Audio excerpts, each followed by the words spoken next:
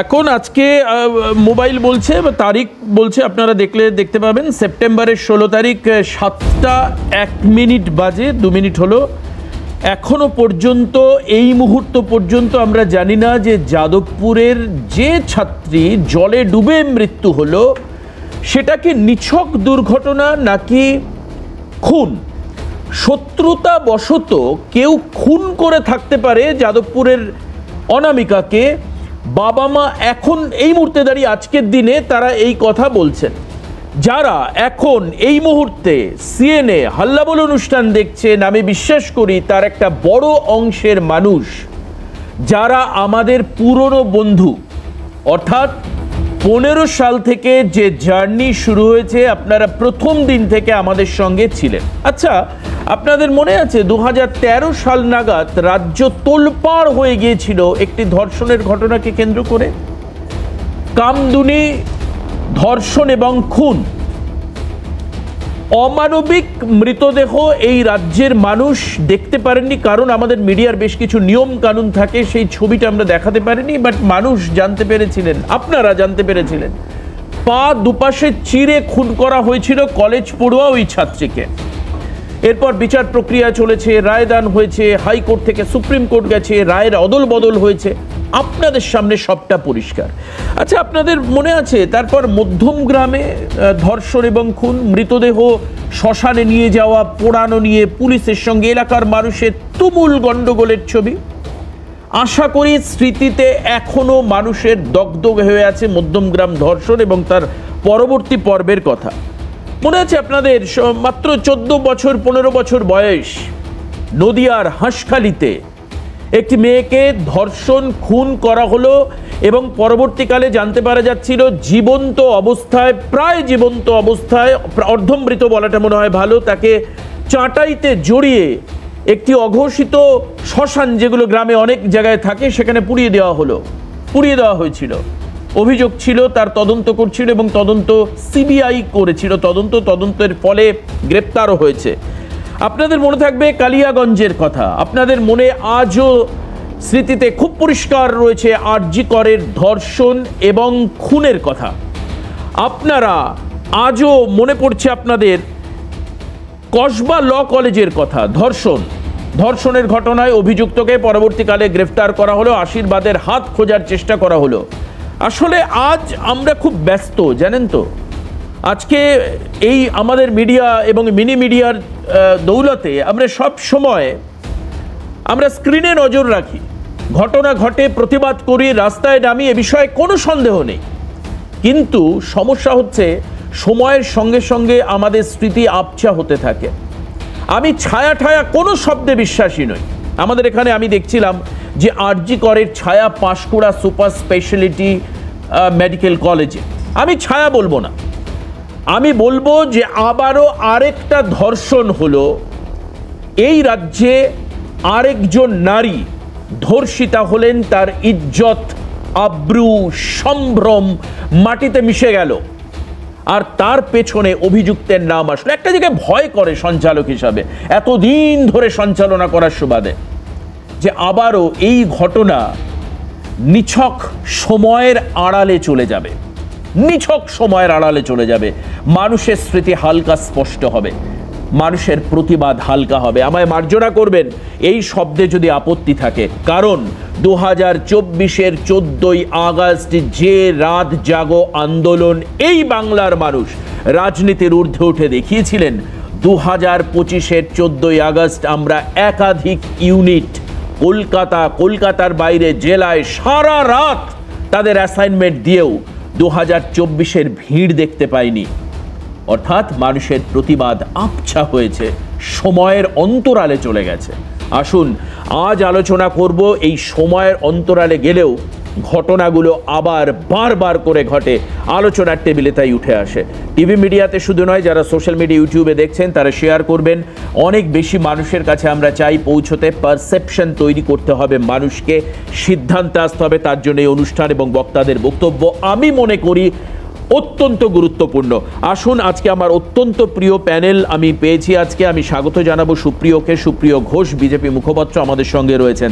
আমি অত্যন্ত খুশি হয়েছি, কারণ প্রশাসনিক অলিন্দে থাকা একজন মানুষ, রাজনৈতিক পরিচয় তার থাকতেই পারে, কিন্তু তিনি আসলে টেকনিক্যাল টার্মস এবং এই যে সমস্যাগুলো হচ্ছে তার পেছনে ক্রিমিনাল সাইকোলজি কিভাবে কাজ করছে বিস্তারিত জানা যায়।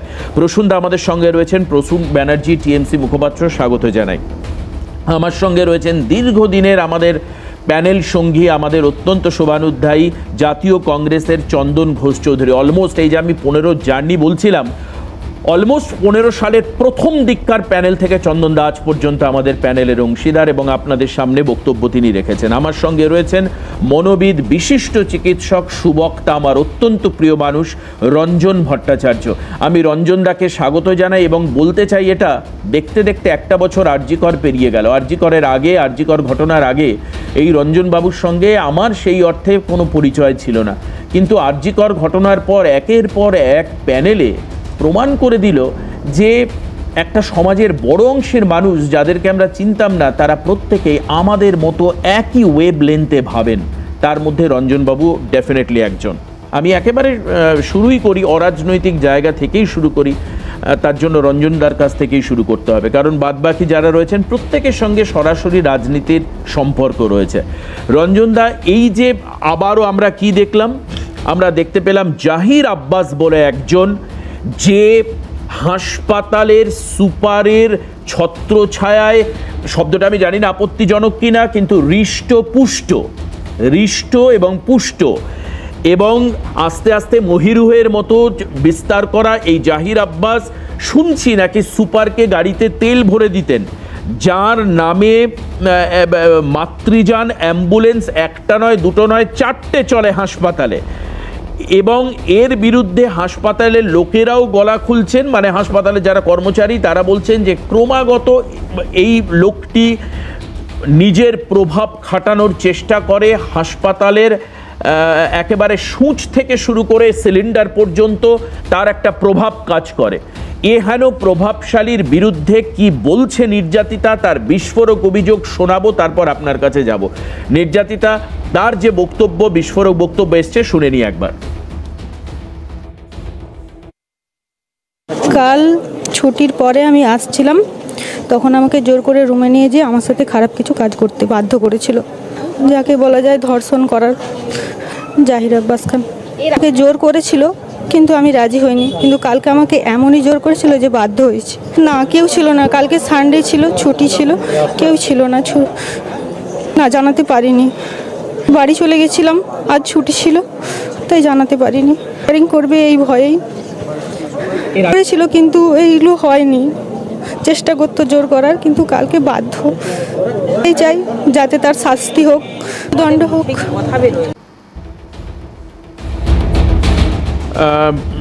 রঞ্জনদা, এই বক্তব্যগুলো শুনে না রীতিমতো ওই মানে চিন্তাগ্রস্ত হওয়া বা কিছু না, আমার রীতিমতো না ভয় লাগে যে ক্রমাগত তাকে চাপ দেওয়া হতো। এর আগেও এই প্রপোজাল এসছে, কিন্তু কালকে ছুটি ছিল, লোক কম ছিল, কালকে আর বাধা দেওয়া যায়নি এবং জোর করে তার পরবর্তীকালে যা হওয়ার সেটা হয়েছে। রঞ্জনদা, দেখো দেবাশিস, সেই 9ই আগস্ট 2024 থেকে আমরা যদি দেখি, এই 15ই সেপ্টেম্বর 2025, এই প্রায় 1 বছর অতিক্রান্ত হয়েছে। তবে আজকের দিনটি একটি তাৎপর্যপূর্ণ, কারণ আজকে কিন্তু উডবার্ন ওয়ার্ডে 131 শয্যা বিশিষ্ট চালু করেছেন মাননীয় মুখ্যমন্ত্রী 10 তলা। কিন্তু আজকে পাঁশকুড়াটা লোকালটা বেলাইন হয়ে গেছে, কারণ পাঁশকুড়ায় যে ঘটনাটা ঘটেছে তাতে একটু তাল কেটে গেছে, কিন্তু এই তাল কাটাটা কিন্তু অবশ্যম্ভাবী ছিল। কারণ যেভাবে দিনের পর দিন আমরা দেখেছি এই যে ফেসিলিটি ম্যানেজারের মাধ্যমে যে দুর্বৃত্তায়ন ঘটেছে, তা প্রত্যেকটা মেডিকেল কলেজেই কিন্তু কম বেশি রয়েছে। শুধু মেডিকেল কলেজ নয়, সুপার স্পেশালিটি, জেলা হাসপাতাল, সদর হাসপাতাল, রোগী কল্যাণ সমিতির ছত্রছায়ায় এরা সযত্নে লালিত হচ্ছেন এবং যারা স্বাস্থ্য প্রশাসনের যারা কর্তা ব্যক্তি রয়েছে তাদের সুহৃদ সম্পর্ক রেখে, কারণ আমি যতদূর জানতে পেরেছি এই জাহির আব্বাস খানের কিন্তু 3টি মাতৃযান ওখানে চলতো, এবং এই মাতৃযান বা নিশ্চয়যান 102 নম্বর ডায়াল করলে যেটা আসে, সেখানে যে ভুরি ভুরি অভিযোগ থাকে, মানে অজস্র সম্পদ এদিক ওদিক করার ক্ষমতা থাকে, সে আমি একজন চিকিৎসক হিসেবে সরকারিভাবে কাজ করে যেটা বিস্তর জানি। কিন্তু যেটা দুর্ভাগ্যজনক যে একজন মহিলা তাকে ডাকা হচ্ছে এবং একজন না দুজনের সাথে এরকম সুনির্দিষ্ট অভিযোগ এবং আরো বহু সংখ্যক মহিলার সাথে এই দুর্বৃত্ত এরকম জঘন্য নৃশংস কাজ করে চলেছেন বছরের পর বছর। একজন তো বিবৃতি দিয়েছেন যে প্রায় 4-5 বছর ধরে এরকম কাজ হয়ে আসছে। তা এই জায়গাগুলো মনে রাখতে হবে যে আমাদের দেশে যখন প্রতি 15 মিনিটে একটি করে ধর্ষণ হচ্ছে এবং প্যানেলের যারা রাজনৈতিক ব্যক্তিত্বরা রয়েছেন তারা পশ্চিমবঙ্গের সাথে অন্য রাজ্যের তুলনা করবেন, অন্য রাজত্বের তুলনা করবেন, কিন্তু আজকে যদি মনে করি যে এই যে স্বাস্থ্য ক্ষেত্রে যেটা সঞ্জয় রায়ের মতো স্পর্ধা দেখিয়েছে সেটা আজকে জাহির আব্বাস দেখাচ্ছে, তাহলে মুখোশগুলো পাল্টে যাচ্ছে কিন্তু মানুষগুলো কিন্তু সেই একই জায়গাতেই সেই দুর্বৃত্তায়ন চলেই আসছে। আর একটা ব্যাপার যেটা মনে রাখতে হবে যে স্বাস্থ্য ক্ষেত্রে এই যে সমস্ত প্রশাসকরা রয়েছেন তাদেরকে সেই অর্থে মানে তারা না চিকিৎসক হয়ে রয়েছেন না প্রশাসক রয়েছেন, মানে মধ্যবিত্ত স্থানে রয়েছেন এবং তারা কোনো দিকটায় সুনির্দিষ্টভাবে দেখতে পাচ্ছেন এবং বহু টাকা যেগুলো আজকে এক একটা কলেজে মেডিকেল কলেজে রোগী সহায়তা কেন্দ্রের মাধ্যমে RKS এর যে ফান্ডিং আসে সেইগুলোর অডিট থেকে শুরু করে কি জিনিস হতে থাকে আমরা বিস্তর জানি। আর যারা এইখানে এই কর্মরত রিলায়েবল বলে যে সংস্থাটা তারা বহু জায়গার সাথে যুক্ত, তারা শুধুমাত্র এখানে পাঁশকুড়া হাসপাতালেই নয়, তারা SSKM হাসপাতালের সাথে যুক্ত, মুর্শিদাবাদ মেডিকেল কলেজের সাথে যুক্ত, বাঁকুড়া সম্মিলনী মেডিকেল কলেজের সাথে যুক্ত, বহু প্রাইভেট কনসার্নের সাথেও তারা যুক্ত, 2-3টে নামজাদা বিখ্যাত বেসরকারি হাসপাতালেরও তারা দায়িত্ব নেন। কিন্তু তাদের প্রায় 2500 কর্মী রয়েছেন। কিন্তু যেহেতু দুর্বৃত্তায়নটা রন্ধ্রে রন্ধ্রে একদম তৃণমূল স্তর থেকে উঠে আসছে, সেই জায়গায় তাদেরকে আজকে এই বহিরুহ পরিণত হয়েছে এবং তাই এই আরকেপি মানে আরজিকর দিয়ে শুরু, কেটে হচ্ছে কসবা এবং পিতে পাঁশকুড়া, এই 3টে জায়গায় আমরা দেখতে পাচ্ছি এই নারী নির্যাতন, ধর্ষণ এবং তার সাথে যেভাবে মলেস্টেশন দিনের পর দিন হচ্ছে। প্রশাসন বুড়ো আঙ্গুল দেখানো হচ্ছে এবং প্রশাসন কোনো রকম মানে নখদন্তহীন শূর্পণখার মতো বসে রয়েছে এবং তাদের কোনো রকম ক্ষমতায় তারা কিছুই করতে পারছে না, কারণ একটা কোথাও যেন সরকারিভাবে দীর্ঘসূত্রিতা, শ্লথতা এবং রাজনৈতিক রং লেগে যাচ্ছে। একদম। আপনি বলছেন যে প্রশাসনের অলিন্দে থাকা মানুষদেরকে তারা কবজা করে ফেলছে।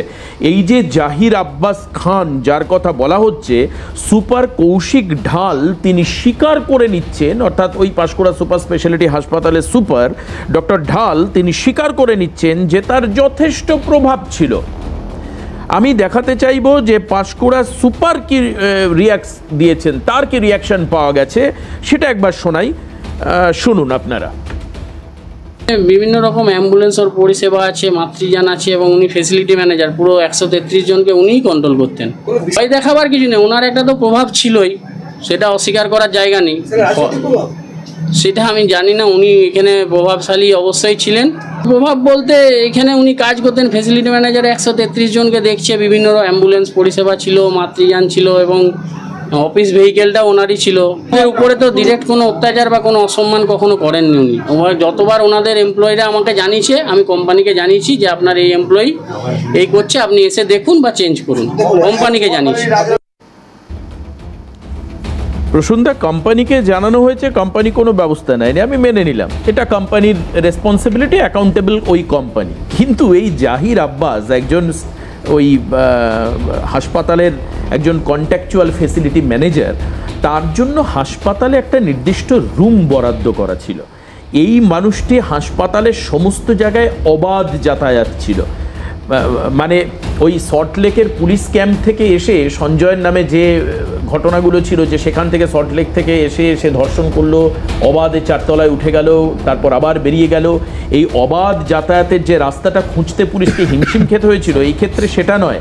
হাসপাতালের রুম নিয়ে সেখানে অপরাধী দিনের পর দিন মলেস্ট করবার চেষ্টা করছে, বাছাই করা তার যাদের পছন্দ তাদের। আচ্ছা, এর বিরুদ্ধে সুপার তো একজন সরকারি কর্মী, তিনি ব্যবস্থা নিতে পারেন না কেন? কোন বাধা থেকে বা কোন দায়বদ্ধতা থেকে তিনি নিতে পারেন না? প্রথম কথা হচ্ছে যে ঘটনাটার তীব্র নিন্দা করছি এবং যে বা যারা এতে ইনভলভড আছে তাদের প্রত্যেকের দৃষ্টান্তমূলক শাস্তি হবে। পুলিশ তদন্ত শুরু করেছে, গ্রেপ্তারও করেছে অলরেডি। সুতরাং সে ব্যাপারে আমরা একেবারে স্পষ্ট যে অপরাধী যেই হোক, এই ঘটনা যে ঘটিয়েছে বা যদি তার সঙ্গে আর কেউ থেকে থাকে, প্রত্যেকের কঠোর পানিশমেন্ট হওয়া উচিত, কঠোরতম হওয়া উচিত। যিনি বলছিলেন ডক্টর, ওনার প্রতি ডিউ রেসপেক্ট রেখে একটা দুটো শব্দ নিয়ে আমার একটা বলার আছে। পুরো ক্যানভাসটাকে একটা আরজিকরকে ল্যান্ডমার্ক ধরে একটা প্রি আরজিকর, পোস্ট আরজিকর কিছু অ্যাব্রিভিয়েশনে কয়েন করা হয়েছে, এরকম একটা দেখলাম টাইম লাইন ওর ভাগ করছিলেন। আমি বলছি যে আর একটা ভাগ করুন না, এটা তো সেপ্টেম্বর। এই সেপ্টেম্বরে পশ্চিমবঙ্গ সরকার Aparajita women and children criminal law amendment pass করে। অনারেবল গভর্নর তার উপরে সাফিসিয়েন্ট চিন্তাভাবনা করেন, যে প্রত্যেক জিনিসে উনি করেন আর কি, প্রচুর চিন্তাভাবনা করেন, ক্রেডিবল ইনফরমেশন কালেক্ট করেন। যতদিন পারলেন বিলটাকে ফেলে রাখলেন। বিলটা কি ছিল? বিলটাতে ছিল হচ্ছে রিপিট অফেন্ডার্স, যদি কেউ কাস্টডিতে দায়িত্বে থাকে সে পার্সন ইন পাওয়ার, এবং যদি তাই সেই ঘটনার ফলে কারোর কোনো ফিজিক্যাল ইনজুরি হয় কজিং আপ টু ডেথ, তাহলে সেক্ষেত্রে হার্শার পানিশমেন্ট নাম্বার 1। নাম্বার 2 হচ্ছে যে ইনভেস্টিগেশনের টাইম লাইনটাকে ফিক্স করে দেওয়া হলো। তার মানে রাজ্য সরকার দায়িত্ব নিল যে আমাদের পুলিশ, ম্যাক্সিমাম কেসে পুলিশই তদন্ত করে, আমাদের পুলিশ এই 3 উইকসের মধ্যে এই ধরনের ক্রাইমকে চার্জশিট দেবে, ইনভেস্টিগেশন কমপ্লিট করবে, including FSL report and all, যাতে তাদের দ্রুত বিচার এবং সাজা হয় না। সেটা নিয়ে গভর্নর সাহেব যে কেন এত চিন্তা ভাবনা করলেন, উনি কারো কমাতে চেয়েছিলেন 15 দিন 7 দিন, বোঝা গেল না। তারপরে কিছু করলেন না, ফরওয়ার্ডেড, যেটা করে থাকেন আর কিছুই না হলে তখন ফরওয়ার্ড করে দেওয়া হয়, তো প্রথম দিনই ফরওয়ার্ড করে দিতে পারতেন। তো এই যে প্রোক্রাস্টিনেশন বা ডিলে, এটা কিন্তু আলোচনায় আসছে না। যে ঘটনাকে উনি ল্যান্ডমার্ক ধরে নিচ্ছেন, সেই ঘটনাতে যেটা আপনিও বললেন যে অ্যাকিউজড ব্যারাক থেকে গিয়েছিল, পুলিশ নাকি ধরতে হিমশিম গিয়েছিল, একদম খায়নি। 48 আওয়ার্সের মধ্যে দ্যাট পারসন ওয়াজ অ্যারেস্টেড। এবং তারপরে এত রকম থিওরি, এত রকম গ্রাম, কিলোগ্রাম, মিলিগ্রাম শুনলাম, কিন্তু সিবিআই একজনের বিরুদ্ধেই চার্জশিট দিল, ট্রায়াল হলো, ট্রায়ালে সেই কনভিক্টেড হলো। তার এই কাজটা কলকাতা পুলিশ 48 আওয়ার্সের মধ্যে করে দিয়েছিল, অ্যালং উইথ এভিডেন্স সিবিআইকে দিয়ে দেওয়া হয়েছিল। শুধু একটা কেস নয়, উনি বলছিলেন না প্রশাসন কি নোক দাঁতহীন সুরপনাখানা কি একটা বলছিলেন, একটু মনে করিয়ে দিই, কতগুলো ফেল্ড মেমোরি সিচুয়েশন তৈরি হচ্ছে। ফারাক্কা 22 দিনে ইনভেস্টিগেশন কমপ্লিট হয়েছে, 2 মাসের মধ্যে সাজা হয়েছে, can check the records. Baruipur, Joynagar, Hooghly, আমি আপনাকে কালকে কয়েকটা এক্সাম্পল দিলাম যেখানে ইনভেস্টিগেশন কুইকলি করা হয়েছে এবং অ্যাকিউজকে ধরা হয়েছে। বারুইপুরে তো অলমোস্ট ক্লুলেস কেস ছিল। সুতরাং যে কেসে পুলিশ, এখানেও আমি দেখলাম আপনারাই দেখাচ্ছেন যে এফআইআর হয়েছে, পুলিশ কমপ্লেন লজ করে অ্যারেস্ট, অলরেডি তাকে অ্যারেস্ট করেছে। এখানে কে কোন হসপিটালে প্রভাবশালী ওসব পুলিশ দেখেনি, দেখবেও না। সোজা ইনভেস্টিগেশন করবে, রিপোর্ট নেবে, ফরেন্সিক রিপোর্ট নেবে, স্টেটমেন্ট নথিবদ্ধ করবে, 164 হবে, যা যা আছে করবে, পুলিশ তার ফর্মালিটিস করে চার্জশিট দেবে। সুতরাং আমাদের from the end of the state government যে প্রয়োজনীয় ব্যবস্থা নেওয়ার, সেটা এই কেসেও নেওয়া হচ্ছে, বিগত যে ইনসিডেন্টস হয়েছে সেখানেও নেওয়া হয়েছে, নেওয়া একেবারে স্পষ্টভাবে নেওয়া হয়েছে, ইনক্লুডিং দে কেসটাকে নিয়ে ল্যান্ডমার্ক তৈরি করে রাত জাগার।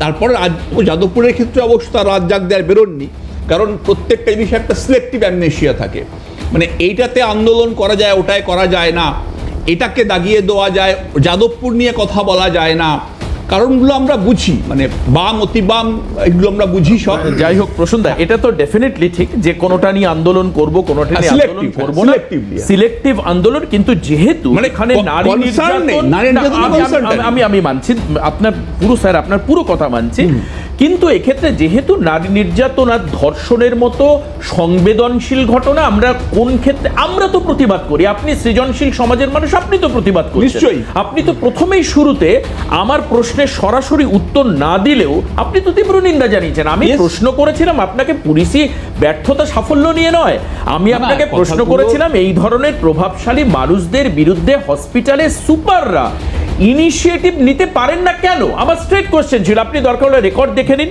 আপনি সেখানে বলছেন যে অপরাজিতা বিল রাজ্যপাল বারবার করে দেখে উনি ক্যারি ফরওয়ার্ড করে দিলেন, তার জন্য কি অ্যাকাউন্টেবল রাজ্যপাল? মানে ধর্ষণ বাড়ছে তার জন্য অ্যাকাউন্টেবল কে? রাজ্যপাল। তার বিল পাস না, আমি প্রশ্ন করছি।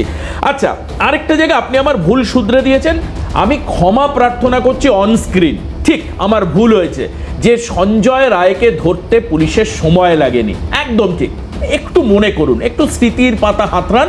আমাদের প্যানেল গেস্টরাও জানেন, আপনারাও জানেন, যখন ওই 4 নম্বর ব্যাটালিয়নে সঞ্জয় রায় সহকর্মী আরেকজন এসআই অয়ন দত্তকে ডেকে আনা হয়েছিল, ভাগ্যিস মিডিয়ার সামনে যেরকম দৌড় প্রতিযোগিতা উনি করছিলেন, তাতে আমার সত্যি বলা ভুল হয়েছে। আমার বলা উচিত ছিল যে পুলিশ তার সহকর্মী আধিকারিকের নাভিশ্বাস বেরিয়ে যাচ্ছিল, পুলিশের অবশ্যই হয়নি। অয়ন দত্ত যেভাবে দৌড়েছিলেন, মিডিয়ার কর্মীরা বারবার করে যদি তাকে না বলতেন প্লিজ আপনি দৌড়াবেন না, আপনি থামুন, আপনার ভয়ের কিছু নেই, আপনি থামুন, না হলে হয়তো উনি পা পিছলে পড়েও যেতে পারতেন।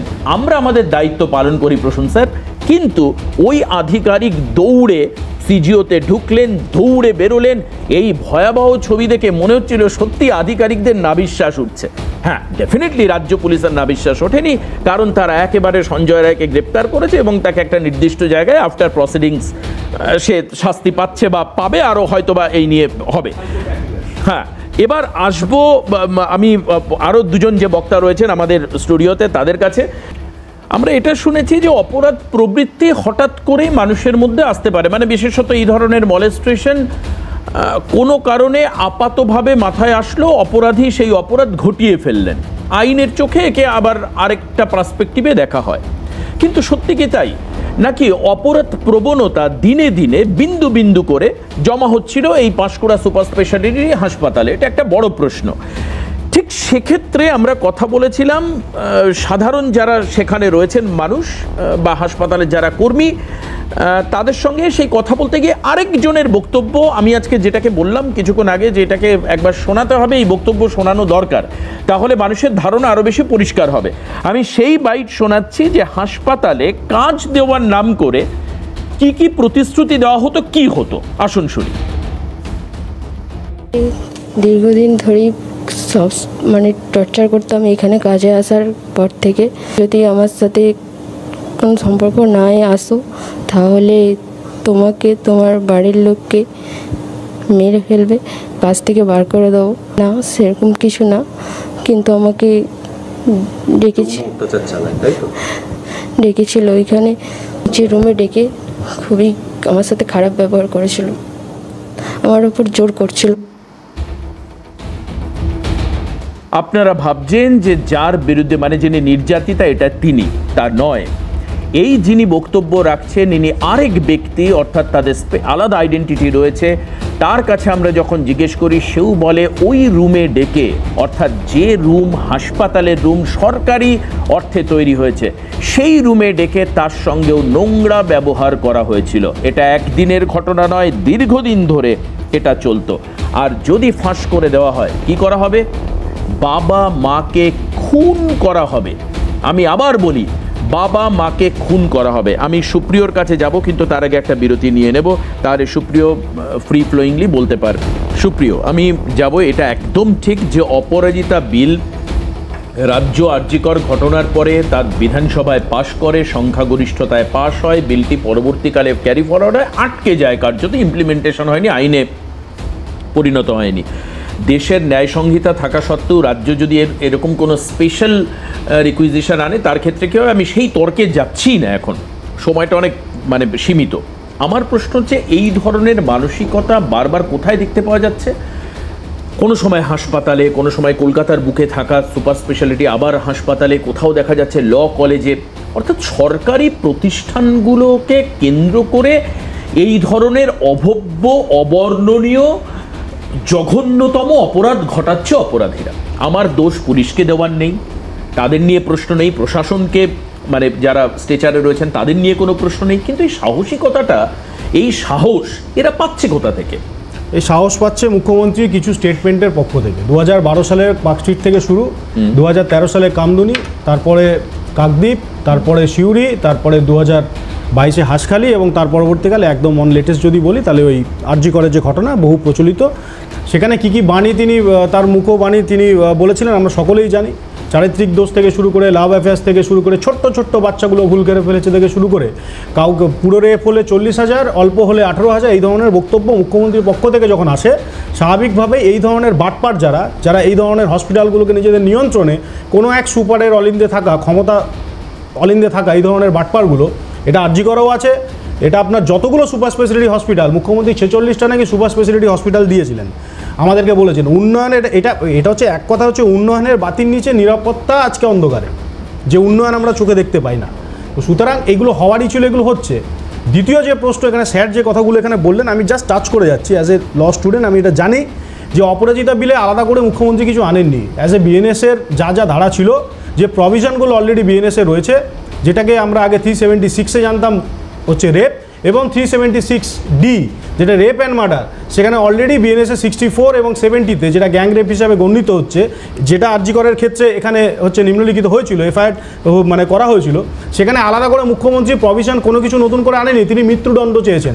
অলরেডি সুপ্রিম কোর্টের রায় একটি ঘটনাতে বিএনএস 66-এ এই ধরনের মৃত্যুদণ্ড সুপ্রিম কোর্ট দিয়েছেন। আলাদা করে নতুন কিছু করবার ওখানে প্রভিশন কিছু ছিল না, তাই আটকে থাকুক বা না থাকুক বিএনএস এই প্রভিশনগুলো আছেন। আমরা দাবি করেছিলাম বিভিন্ন সময় যে এখানে ফাস্ট ট্র্যাক কোর্টগুলোকে বাড়ানো হোক। মুখ্যমন্ত্রী গত 14 বছরে সেই ফাস্ট ট্র্যাক কোর্টগুলোকে বাড়ানোর জন্য কোনো ইনিশিয়েটিভ নেননি। কেন নেননি এটা মুখ্যমন্ত্রী বলতে পারবেন, নিশ্চিতভাবে এখনও তার উত্তর আমরা পাইনি।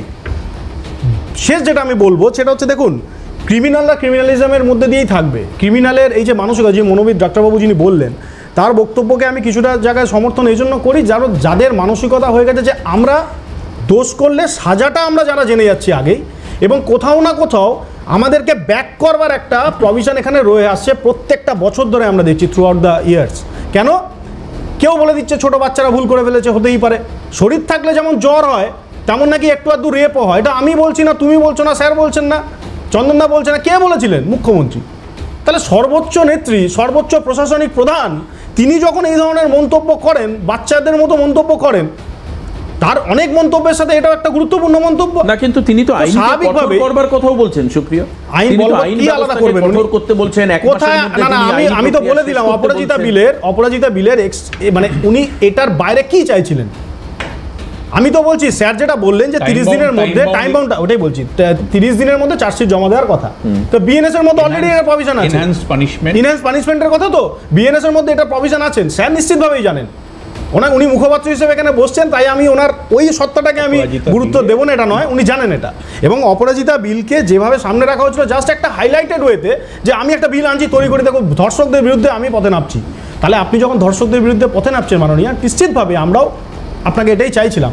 তারপরে আপনার এই স্টেটমেন্টগুলো যখন আমরা দেখি না, তখন আমরা গুলিয়ে ফেলি। একদম এসো, একেবারে ঠিক। এই বক্তব্যের জন্য আমি চন্দনদার কাছে আসবো। চন্দনদা, এই ধরনের বক্তব্য, আমি সেটা কতটা অপরাধ মনস্কতার জন্ম দেয় আমি জানি না, কিন্তু কি করে অপরাধীরা সরকারি প্রশাসনিক জায়গাগুলোকে সেফ শেল্টার বলে ভেবে নিচ্ছে, এটা ভয়াবহ একটা মারাত্মক প্রবণতা। এবং যেটা ঘটনাক্রম বলছে, কোনো একটা ঘটনার পরে লোকে মুখ খুলতে শুরু করে, দিনের পর দিন এই ঘটনাগুলো চলছে। এবং এই ক্ষেত্রে যারা হসপিটালের একদম প্রিন্সিপাল, যারা সুপার, তাদের জড়িত, মানে আরজি করের ক্ষেত্রে তো তার মানে হাজতবাস চলছে এখনো।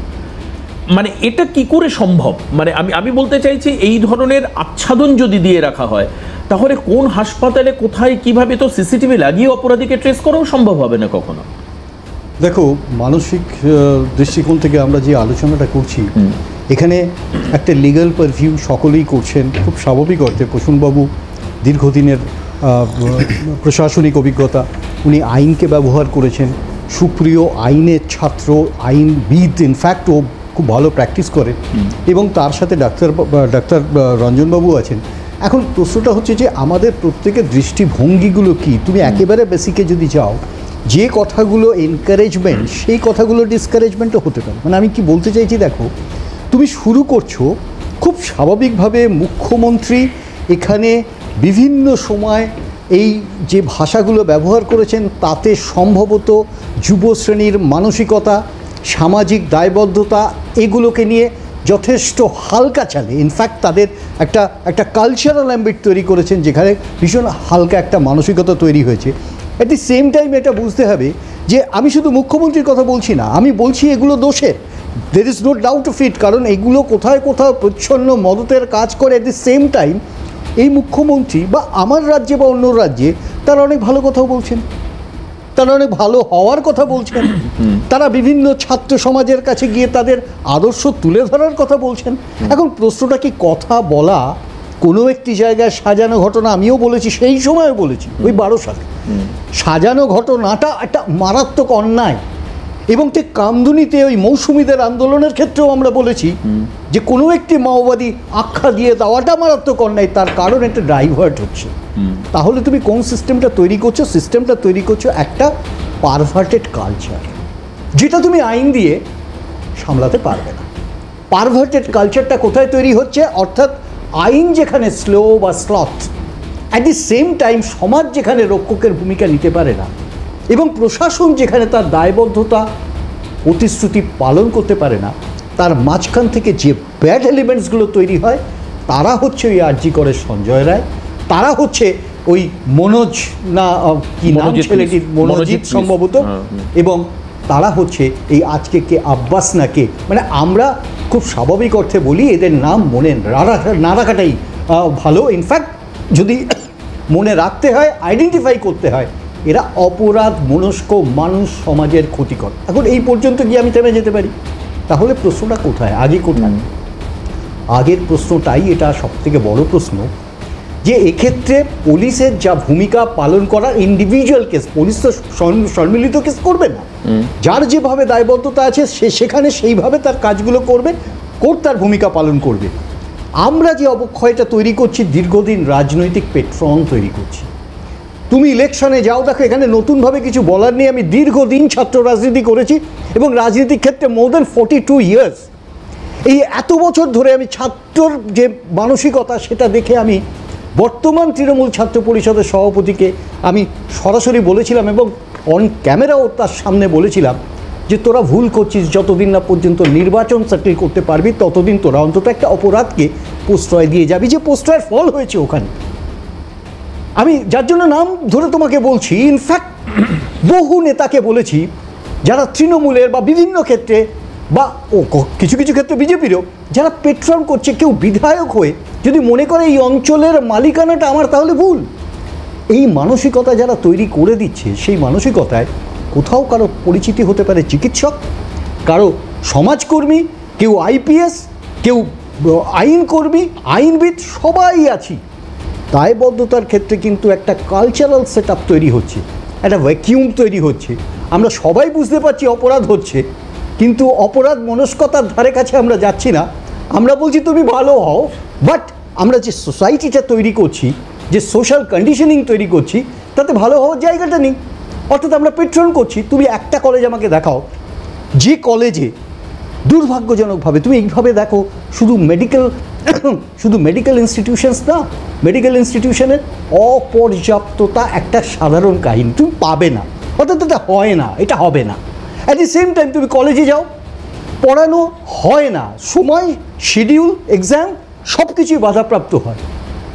এই যে র্যাকেট, এই র্যাকেটগুলো মুখ্যমন্ত্রীর কথা শুনছেন না, একদম এটা তো বাস্তব। আমি আবারও বলে এখানে শেষ করি, মুখ্যমন্ত্রীর কথা শুনছেন না, মুখ্যমন্ত্রী ভালো কথাও বলছেন, কিন্তু মুখ্যমন্ত্রী আলটিমেটলি যে দলকে পেট্রন করছেন, বাঁচাবার চেষ্টা করছেন বা প্রশাসনিকভাবে তার ব্যবহার করবার চেষ্টা করছেন, তার ফল আমাদের এই ছাত্র সমাজের বিপন্নতা। আর খুব স্বাভাবিক অর্থে এই ধরনের র্যাকেটে আব্বাস টাব্বাস, এরা তো বেসিক্যালি এরা কে, এরা কারা? এরা হঠাৎ তৈরি হয়ে যাওয়া একটা ইন্টারেস্ট গ্রুপ। সেই ইন্টারেস্ট গ্রুপ প্রশাসনকে খুশি রাখে দলীয় কর্মীদের, দলকে, ঠিক অ্যাট দি সেম টাইম বেশি খুশি রাখে নিজেদের। সেই খুশির পরিমাণটা দেখছো, এবং সেই খুশির পরিমাণ খুশিটা দেখলে না, একদম তাই। সেই কারণের জন্য কসবা ল কলেজের ঘটনার সঙ্গেও চন্দনদার বক্তব্য আপনি মিলিয়ে দিতে পারবেন একই ধাঁচে। চন্দনদা যেটা বললেন, তারপরে একই ধাঁচে আপনি আরজি করকে রাখতে পারবেন। দেখবেন একই ধরনের এই অপরাধ মনস্কতাকে প্রত্যক্ষ পরোক্ষ প্রচ্ছন্নভাবে তাকে একটা মদত দেওয়া, তাকে একটা সাপোর্টিভ জায়গা তৈরি করে দেওয়া, একটা সুবিধাজনক পরিবেশ তৈরি করে দেওয়া, যার বিরুদ্ধে হাত পেতে কিছু নেওয়া বা কিছু সুবিধা নেওয়া, এই জায়গাগুলো তৈরি হচ্ছে। কিন্তু এই অপরাধ মনস্কতা সব ক্ষেত্রে পুলিশের ভূমিকা, কেন পুলিশ অ্যারেস্ট করছে না, কেন পুলিশ কি করলো, পুলিশ কেন দৌড়ে গেল না, সম্ভব নয়। যেটা বাস্তব সেটাকে আজকের দিনে মানতেই হবে। আমাদের পশ্চিমবঙ্গে 10 কোটি মানুষের প্রেক্ষিতে কজন পুলিশ কর্মী আছেন প্রসন্ন আমার থেকে অনেক বেটার বলতে পারবেন, সম্ভব নয় এটা। কিন্তু অপরাধ মনস্কতাকে এই ধরনের টলারেন্স থেকে তৈরি হচ্ছে, তাহলে তো ভয়াবহ। আজকে মেয়েটি সোশ্যাল ওয়ার্ক করতো, কিছু এনজিও বা ইত্যাদি এর সঙ্গে যুক্ত ছিল, তার জন্য তার বন্ধুরা তাকে খুন করে থাকতে পারে বলে যাদবপুরের ঘটনা অনামিকার বাবা মা বলছেন। চিন্তা করা যেতে পারে। অর্থাৎ এই যে ছাত্র মণ্ডল, ছাত্র সমাজ, তাদের মানসিক অবস্থা কোথায় গেছে? আমাদের সময় আমরা বন্ধুর পাশে বন্ধু দাঁড়ানোর জন্য এরকম ঘটনা ঘটেছে, পেন নেই, পেন দিয়ে সাহায্য করেছি পরীক্ষা হলে বসে। আজ সেই মানসিকতা তলা, মানে এটা কিন্তু শুধুমাত্র একটা ক্রাইমের ঘটনা বা শুধুমাত্র একটা ইনসিডেন্ট অ্যাক্সিডেন্টকে ধরে নিয়ে একটা প্যানেল করে দিলাম তা নয়।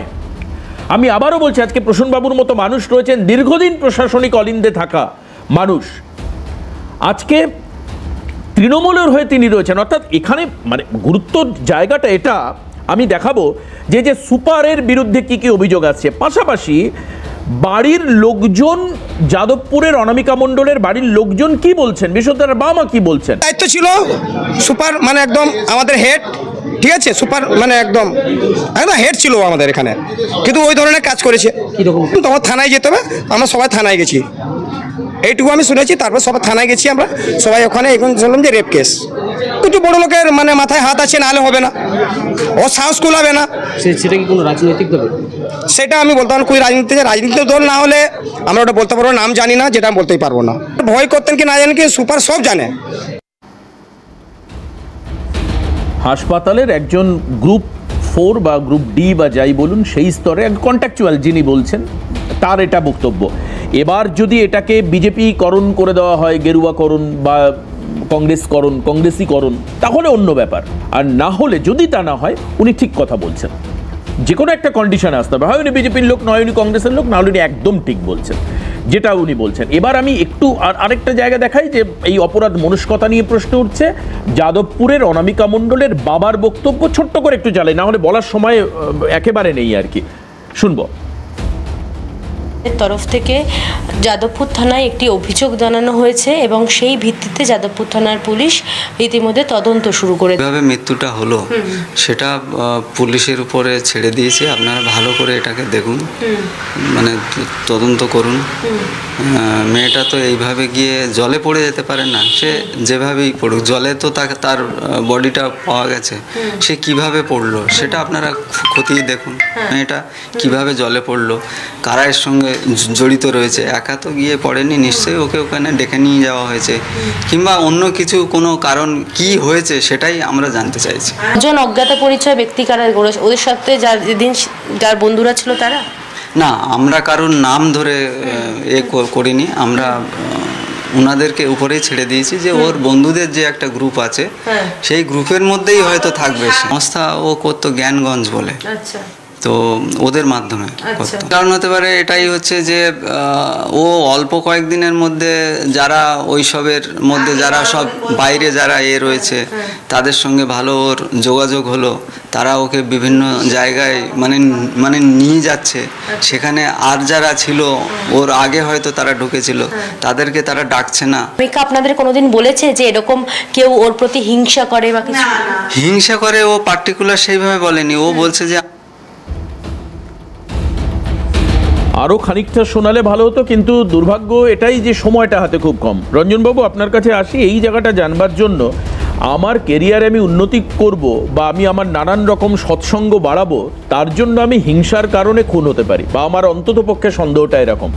আর অন্যদিকে আমার কর্মক্ষেত্রে আমি কাজ করব, সেখানে আমি নিরাপত্তাহীনতায় ভুগবো। যার ছবি আরজি করার পর আবার পাঁশকুড়া সুপার স্পেশালিটিতে পরিষ্কার হলো। মানুষ কোন মাইন্ডসেট নিয়ে এই এগিয়ে বাংলাকে এগিয়ে নিয়ে যাবেন বলুন তো? দেবাশিস, তার আগে 30 সেকেন্ড সময় নেব। প্রসূনবাবু যে বলেছেন তার একটা রিপোর্টাল দেওয়া দরকার। সুপ্রিয়বাবু এবং চন্দনবাবু আমার সাথে সহমত। প্রসূনবাবু বলেছেন যে বারুইপুর, চন্দননগর, ফারাক্কা, কুলতলি এই ঘটনাগুলো টানলেন এবং তার সাথে উনি বললেন যে সিলেক্টিভ ম্যাগনিফিকেশন বা সিলেক্টিভ অ্যাবস্ট্রাকশন কেন হচ্ছে, যাদবপুরে প্রতিবাদ নয় কেন, কাদম্বিনীর ক্ষেত্রে প্রতিবাদ কেন। তা আমি বলবো যে চিৎপুরের যাত্রাপালা প্রতি বছর হয়, আমরা জানি না যে শাহজাহানের সাম্রাজ্য বা মুখপাত্রের ড্রাম বাজানো বা নগরপাড়ের শীতগারা বা বীরভূমের হাইপক্সিয়া এরকম নাম নিয়ে নতুন কোনো যাত্রা হচ্ছে কিনা, কিন্তু প্রতিশ্রুতি মানে যে ভাওতা সেটা আমরা কিন্তু ইতিমধ্যেই জেনে গেছি। তাই আজকে তুমি যে প্রশ্নটা করলে যে কেন এই অস্থির সময়ের দরজায় দাঁড়িয়ে আমাদের আয়নার মুখ দেখা প্রয়োজন, কারণ আয়নাতে মুখ দেখতে হবে যেভাবে আমাদের এখন ধৈর্য শক্তি চলে যাচ্ছে। দেখো চাকরি নেই, 2011 সাল থেকে চাকরি নেই, সেটা যে কারণেই হোক। এই মুহূর্তে বেকার ছেলেরা যাবে কোথায়? সবচেয়ে লুক্রেটিভ জায়গা হচ্ছে রাজনীতি এবং এই যে ডাক্তারির সাথে যেভাবে যুক্ত হয়ে যায়। আজকে যারা গ্রামগঞ্জে কাজ করেনি তারা জানে না যে বিডিও, বিএমওইচ, এসডিও, এসএমওইচ, ডিস্ট্রিক্ট লেভেলে যে আমাদের সিএমওইচ রয়েছেন তার সাথে এরকম একটা যোগসাজশ থাকেই, কারণ না হলে সাইফনিংটা একসাথে করা সম্ভব নয়। কারণ টাকা তো অন্য কোনোভাবে আসে না, বিভিন্ন খাতে বরাদ্দ করা হয়, সেটা কীভাবে কোন জায়গায় যাচ্ছে। তাই যখন 100 টাকা বরাদ্দ করা হয় তার 1 টাকাও এসে পৌঁছয় না। স্বাস্থ্যখাতে একেবারে আমি এই স্বাস্থ্যখাত নিয়ে আপনাদের অভিযোগ ছিল, যেহেতু সময় খুব কম, আমি প্রসন্নদাকে একটু বলাতে চাইবো। রাজনীতি এক সময় জানতাম নীতি আদর্শের জন্য মানুষ যোগাযোগ করে না, আজকে শুনতে হচ্ছে যে পলিটিক্স হচ্ছে একটা লিউক্রেটিভ জায়গা। পাঁশকুড়াতে যখন আপনারা দেখাচ্ছিলেন ঘটনাটা, সেই সময় আপনাদের স্ক্রিনটা মন দিয়ে আমি ফলো করছিলাম যে পুরীতে একজন স্কুল ছাত্রী, একজন কলেজ ছাত্রীকে ধর্ষণ করা হয়েছে, গ্যাংরেপ করা হয়েছে। আমি আশা করব যে এর জন্য উড়িষ্যার মাননীয় মুখ্যমন্ত্রী জিতেন রাম মাঝিকে রেসপন্সিবল করে কেউ স্টেটমেন্ট দেয়নি এখনো পর্যন্ত। মানে যেদিকে ট্র্যাজেক্টরিটা যাচ্ছে আর কি, তাতে মোটামুটিভাবে সেটাই প্রত্যাশিত হয়ে পড়ছে ক্রমশ। দ্বিতীয় পয়েন্টটা হচ্ছে যে পাঁশকুড়া থেকে পুরী অপরাধীর না কোনো ধর্ম বর্ণ হয়, না কোনো রাজনৈতিক পরিচয় হয়, সেটা তো অপরাধী হয়। পয়েন্টটা খুব সিম্পল, সেটা হচ্ছে যে কেউ যাত্রাপালা করেনি। উনি যখন বললেন এসডিও তো নেই, CMOH, down the line BMOH, প্রত্যেকেই নাকি এর সাথে কানেক্টেড রয়েছেন, এটা রেসপন্স আমি দেবো না, এটা ডক্টরসদের ফ্র্যাটার্নিটির বিষয়।